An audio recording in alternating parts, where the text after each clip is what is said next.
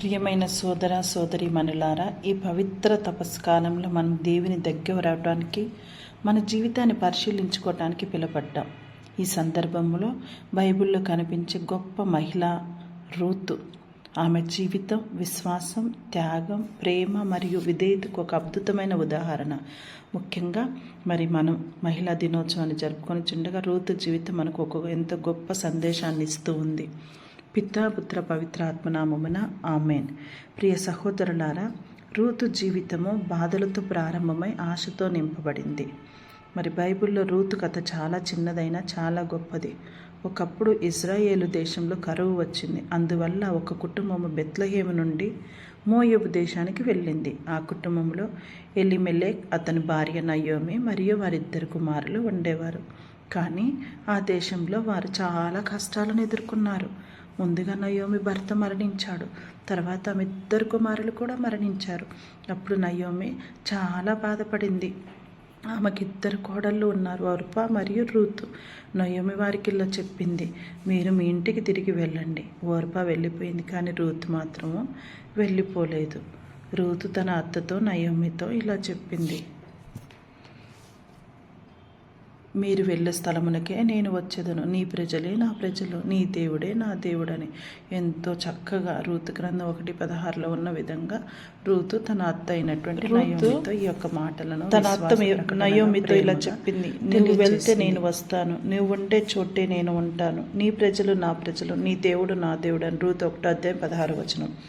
ఈ మాటలు రూతు యొక్క గొప్ప విశ్వాసాన్ని మరియు ప్రేమను చూపిస్తూ ఉన్నవి. రెండోది, కష్టాల్లో కూడా రూతు యొక్క విశ్వాసం. బెత్లెహేముకు వచ్చిన తర్వాత రూతు చేతులు ముడుచుకొని కూర్చోలేదండి. ఆమె పొలాలలో పనిచేసి ధాన్యపు మిగులు గింజలను ఏరుకొని వచ్చేది. అది చాలా కష్టమైన పని, కానీ ఆమె తన అత్తను పోషించడానికి ఆ పని చేసింది. అక్కడ మనం ఒక గొప్ప విషయం నేర్చుకోవాలి. నిజమైన ప్రేమ అంటే మాటలు కాదు, సేవ. రూతు కష్టపడి పనిచేసినందుకు దేవుడు ఆమెను ఆశీర్వదించాడు. మూడో అంశం చూద్దామండి. రూతు దేవుని ఆశీర్వాదం పొంది అంటే బోయాజు పరిచయం కావటం. రూతు పనిచేసిన పొలం బోయాజు అనే మంచి పేరు ఉండే మనిషి. బోయాజు రూతు మంచి గుణాలను చూసి ఆశ్చర్యపోయాడు. ఆమె నయోమికి చూపిన ప్రేమను గమనించాడు. తర్వాత దేవుని యోజన ప్రకారం బోయాజు రూతును వివాహం చేసుకున్నాడు. వారి కుమారుడు ఓబేదు, అతని కుమారుడు యెస్సే, అతని కుమారుడు దావీదు రాజు. అంటే ఒక విదేశీ మహిళ అయిన రూతు దేవుని గొప్ప రక్షణ యోజనలో భాగమైంది. ఆమె వంశంలోనే తర్వాత యేసుక్రీస్తు జన్మించాడు. ప్రియ సహోదరి సహోదరులారా, ఇంకా మనం బైబిల్ గ్రంథంలో గొప్ప గొప్ప మహిళల కుటుంబాలు ఎలా ఆశీర్వదింపబడ్డారో, వారు ఒక తరాలను ఎలా మార్చగలిగారో చూద్దాము. బైబిల్లో అనేక గొప్ప మహిళలు ఉన్నారండి. రూతు విశ్వాసం కలది, ఎస్తేరు ధైర్యం కలది, మరియా వినయం కలది. ఈ మహిళలు చూపించిన మార్గం మన సమాజానికి గొప్ప ఆదర్శం.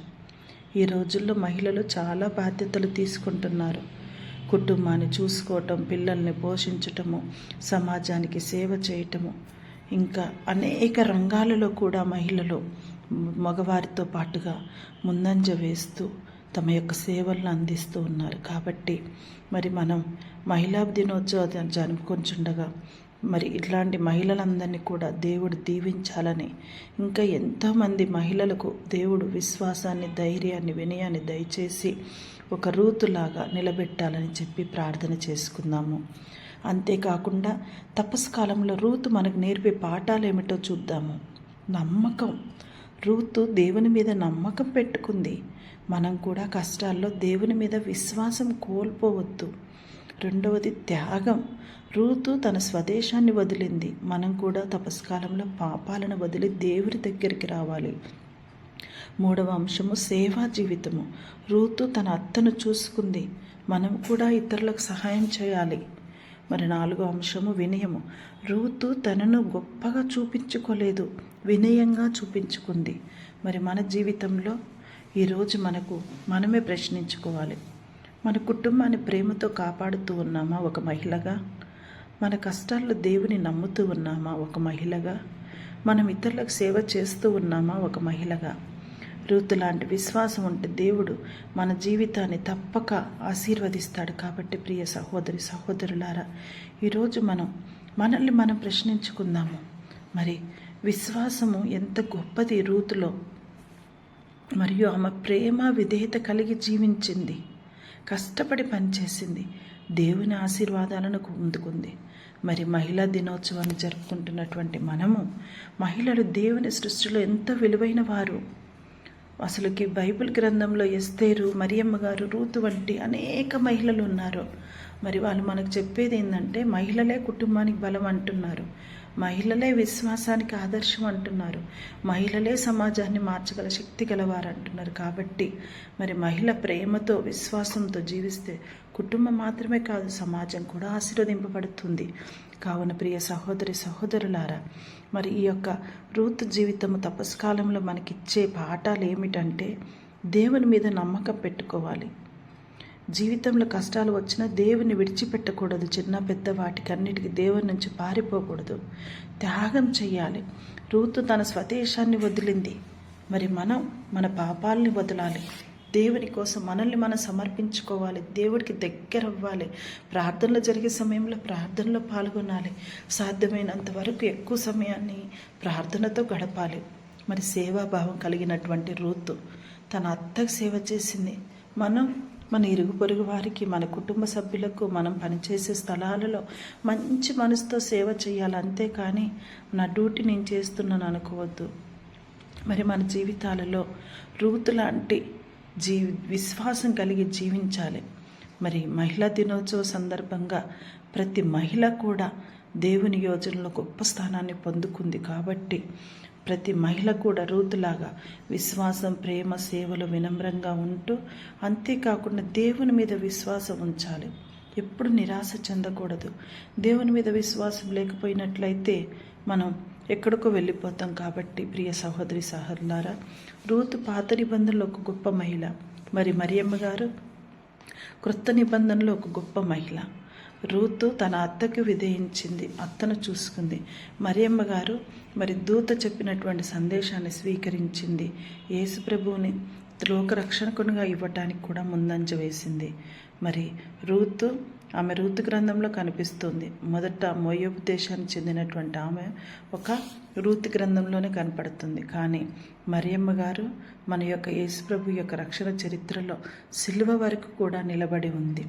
మరి అలాంటి రూతు గారు విశ్వాసము, నిబద్ధత జీవితము మన మరియమ్మ గారిలో కూడా మనం చూస్తూ ఉన్నాం. కాబట్టి ప్రియ సహోదరి సహోదరులారా, మనమంతా కూడా ఈరోజు మహిళల కోసం ప్రార్థించుదాము. ప్రతి మహిళ కూడా ధైర్యంగా, వినయంతో దేవుని యొక్క యోజనలో భాగ్యం పొందుకోవటానికి, కుటుంబాలలో మరి రక్షింపబడాలంటే ఎక్కువగా మహిళల పాత్ర ఉంది ప్రస్తుత సమాజంలో. కావున ప్రియ సహోదరి సహోదరులారా, ప్రతి మహిళ కోసం మనం ప్రార్థించాలి.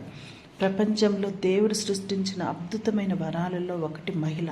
మహిళ అంటే ప్రేమ, త్యాగం, సహనం, సేవ మరియు విశ్వాసానికి ప్రతీక. కుటుంబం నిలబడటానికి, సమాజం ఎదగటానికి మహిళల పాత్ర చాలా గొప్పది. కాబట్టి మహిళ కేవలం ఒక మహిళనే కాదు, తన ఒక తల్లి, ఒక సోదరి, ఒక భార్య, ఒక నాయకురాలు, సమాజ మార్గనిర్దేశం చేసే వ్యక్తి. ఒక మంచి మహిళ కుటుంబాన్ని ప్రేమతో కాపాడుతుంది. ఆమె ప్రార్థన కుటుంబానికి రక్షణగా ఉంటుంది. మహిళ యొక్క ప్రార్థన కుటుంబానికి రక్షణగా ఉంటుంది. కావున ప్రియ సహోదరి సహోదరులారా, మహిళ కుటుంబాన్ని కష్టాల్లో, ఆనందంలో, త్యాగంతో మరి ప్రార్థనతో నిలబెడుతుంది. కాబట్టి పిల్లలకు మంచి విలువలు నేర్పుతుంది. మరి మహిళ కుటుంబంలో ప్రేమను పంచుతుంది, దేవునిపై విశ్వాసాన్ని బలపడేలా చేస్తుంది. కాబట్టి ప్రియ సహోదరి సహోదరులారా, మరి మనమంతా కూడా మహిళల కోసం ప్రార్థిద్దాము, మహిళలను గౌరవిద్దాము. మహిళ కుటుంబాన్ని గౌరవించినట్లే మనం కూడా వారిని గౌరవిస్తూ వారి కోసం ప్రార్థన చేద్దాము. మహిళలు దేవుని ప్రత్యేక వరం. కాబట్టి మనం మహిళా దినోత్సవ సందర్భంగా ప్రతి మహిళను కూడా అభినందిస్తూ, వారి యొక్క మహిళ ఒక ఇంటి దీపము, ఆమె వెలుగు కుటుంబాన్ని మరియు సమాజాన్ని ప్రకాశింపచేస్తుంది. దేవుడు ప్రతి మహిళను ఆశీర్వదించాలని చెప్పి, మహిళ ఒక ఇంటి దీపం అని మనం గుర్తుపెట్టుకొని వారందరి కోసం ప్రార్థన చేద్దాము. దేవుడు ప్రతి మహిళను ఆశీర్వదించి కాచి కాపాడునుగాక. ఆమేన్.